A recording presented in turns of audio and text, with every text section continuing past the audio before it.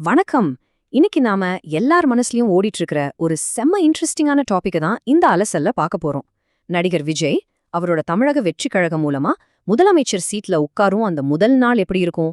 Election ஜெயிச்ச அந்த பெரிய கொண்டாட்டத்துக்கு அப்புறம் முதல் நாளோட ரியாலிட்டி என்னவா இருக்கும்? வாங்க டேட்டாவை வச்சு இத கொஞ்சம் டீப்பாவே அலசுவோம். நமக்கு நல்லாவே தெரியும், தேர்தல்ல ஜெயிக்கிறது ஒரு மிகப்பெரிய சவால் தான். ஆனா நிஜத்துல ஆட்சி பண்றது அதைவிட பெரிய சவால் இல்லையா?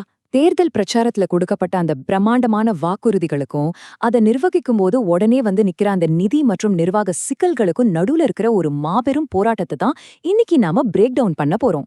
இந்த ரெண்டு முரண்பாடுகளையும் கொஞ்சம் யோசிச்சு பாருங்களேன். ஒரு பக்கம் மக்கள் மத்தியில இருக்கிற அந்த மிகப்பெரிய எதிர்பார்ப்புகள், அப்புறம் தேர்தல் வெற்றியோட அந்த உச்சக்கட்ட உற்சாகம். ஆனா மறுபக்கம் ஒரு புது அரசாங்கம் பொறுப்பேற்ற உடனே சந்திக்க வேண்டிய நிதி மற்றும் நிர்வாக முட்டுக்கட்டுகள். இது ஒரு நாணயத்தோட ரெண்டு பக்கங்கள் மாதிரி. மக்களின் எதிர்பார்ப்புகளையும் காப்பாத்தணும், அதே நேரத்துல அரசாங்கத்தோட கஜானாவையும் பாத்துக்கணும். சரி, இத பத்தி நம்ம இன்னும் டீப்பா பாக்குறதுக்கு முன்னாடி இன்னிக்கான பிளான் என்னன்னு டக்குன்னு பாத்திரலாம். 1 தற்போதைய நிலைமை, 2 இலவச சிலிண்டர் சவால், 3 இலவச மின்சாரம் வழங்குதல், 4 தங்கத்திற்கான வாக்குறுதி முட்டுக்கட்டை மற்றும் 5 இறுதியான நிதி சோதனை. முதல்ல தற்போதைய நிலைமை, அதாவது மகுடத்தின் சுமை. இந்த தேர்தல் வாக்குறுதிகள் மக்கள்கிட்ட எவ்வளவு பெரிய வரவேற்பை பெற்றாலும் முதல் நாள்லேயே ஒரு புது அரசு என்ன மாதிரியான நிதி மற்றும் நிர்வாக நெருக்கடிகளை சந்திக்க போகுதுன்னு பார்க்கலாம். 2வது விஷயம், இலவச சிலிண்டர் சவால். இந்த நம்பரை கொஞ்சம் கவனிங்க. 6 நடுத்தர மற்றும் ஏழை எளிய குடும்பங்களோட சமையலறை செலவுகளை ரொம்பவே குறைக்கும் அப்படிங்கிற நோக்கத்துல ஒவ்வொரு குடும்பத்துக்கும் வருஷத்துக்கு 6 இலவச சமையல் எரிவாயு சிலிண்டர்கள் வழங்கப்படும் அப்படின்னு சொல்லியிருக்காங்க. இது ரொம்பவே சூப்பரான, நேரடியாக மக்களை சென்றடையக்கூடிய ஒரு திட்டம். ஏழை நடுத்தர மக்களுக்கு இது ஒரு மிகப்பெரிய ரிலீஃப் கொடுக்கும் அப்படிங்கறதுல எந்த சந்தேகமும் இல்ல. ஆனா இங்கதான் நம்ம ஒரு விஷயத்த கவனிக்கணும். இந்த உள்ளூர் வாக்குறுதிக்கு பின்னாடி ஒரு பெரிய உலகளாவிய சப்ளை செயின் இருக்கு. ஹார்முஸ் நீரிணை பகுதிகளில் ஏற்படுற பதற்றங்கள், எரிவாயு இறக்குமதியை நாம பெருமளவு சார்ந்திருக்கிற நிலைமை, அப்புறம் வரப்போற தேசளாவிய விநியோக தட்டுப்பாடுகள், இதெல்லாம் சேர்ந்தா என்னாகும்? சர்வதேச எரிவாயு விலை கிடுகிடுன்னு உயரும்.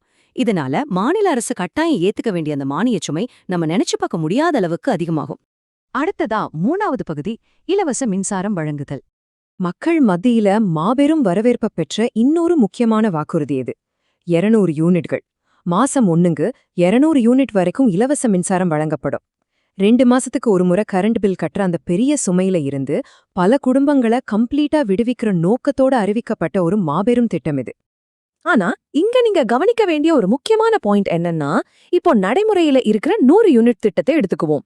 இதனாலேயே இப்போ மின்சார வாரியம் ரொம்ப குறைவான வருவாயிலையும் அதிக கடனிலையும் தான் தத்தளிச்சிட்டு இருக்கு. இப்படி இருக்கும்போது புதுசா முன்மொழியப்படுற இந்த 200 யூனிட் திட்டத்தை கொஞ்சம் யோசிச்சு பாருங்க. குறிப்பா கோடை காலத்துல ஏசி மாதிரியான சாதனங்களோட பயன்பாடு பீக்குக்கு போகும்போது மின்சார தேவை பன்மடங்கு அதிகரிக்கும். இந்த தேவையை ஈடுகட்ட அரசு அதிக விலை கொடுத்து வெளியில இருந்து கரண்ட் வாங்க வேண்டிய ஒரு கட்டாயம் ஏற்படும். இது என்ன பண்ணும்? நிதி பற்றாக்குறைய இன்னும் மோசமாக்கிடும். சரி, இப்போ 4வது பகுதிக்கு வருவோம். தங்கத்திற்கான வாக்குறுதி முட்டுக்கட்டை. ஏழை பெண்களோட திருமணத்துக்காக வழங்கப்படும் கலாச்சார ரீதியா ரொம்ப முக்கியமான ஒரு திட்டம் இது. அதாவது ஒரு சவரன் கிட்டத்தட்ட 8 கிராம் தங்கம், அதோட சேர்த்து ஒரு தரமான பட்டுச் சேலை வழங்கப்படும் அப்படிங்கறதா இந்த வாக்குறுதி. குறைந்த வருமானம் இருக்கிற குடும்பங்களுக்கு கல்யாண செலவு அப்படிங்கிறது எவ்வளோ பெரிய சுமைன்னு நமக்கு நல்லாவே தெரியும். அதை பெருமளவு குறைக்கணும் அப்படிங்கிற நோக்கத்துல தான் இந்த அருமையான திட்டம் வடிவமைக்கப்பட்டிருக்கு. ஆனா நிஜத்துல மார்க்கெட் நிலவரம் என்ன தெரியுமா? இன்னைக்கு நிலவரப்படி ஒரு சவரன் தங்கத்தோட விலை சுமார் 1.22 லட்சம் ரூபாயா இருக்கு. இது உண்மையிலே ஒரு பெரிய நம்பர் தான். இப்படி ஒரு பெரிய தொகையை ஆயிரக்கணக்கான பெண்களுக்கு அரசு தரப்புலேருந்து வழங்கும்போது அங்க ஏற்பட போற அந்த நிதிச்சுமையை கொஞ்சம் இமேஜின் பண்ணி பாருங்க. இந்த எல்லா காரணிகளையும் ஒன்னா சேர்த்து பார்த்தாதான் நமக்கு முழு பிக்சரும் தெளிவா புரியும். தங்கம் அப்படிங்கிறது தினமும் உலகளாவிய மார்க்கெட்ல நடக்கிற ஏற்ற இறக்கங்களுக்கு உட்பட்ட ஒரு பொருள். அதோட விலை ஒவ்வொரு நாளும், ஏன் ஒவ்வொரு மணி நேரமும் மாறக்கூடியது. இப்படிப்பட்ட ஒரு பொருளை வச்சுக்கிட்டு பல்லாயிரக்கணக்கான பயனாளிகளுக்கு எப்படி கரெக்டா பட்ஜெட் போடுறது, நிதி ஒதுக்கீட்ட முன்கூட்டியே பிளான் பண்றது அப்படிங்கிறது ஒரு புது முதலமைச்சருக்கு மிகப்பெரிய சிம்ம சொப்னமா மாறும் அப்படிங்கறத இந்த டேட்டா நமக்கு ரொம்ப தெளிவா பாரபட்சமே இல்லாம உணர்த்துது. இப்போ ஃபைனலா 5வது பகுதி, அந்த இறுதியான நிதிச்சோதனை.